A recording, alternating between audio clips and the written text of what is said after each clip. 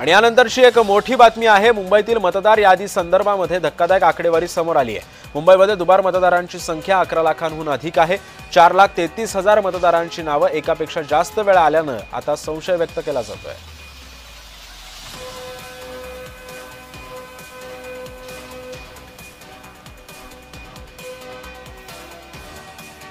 आपण पाहतो मुंबई महानगरपालिकेच्या मतदार यादीमध्ये 11,01,505 दुबार मतदार आहेत।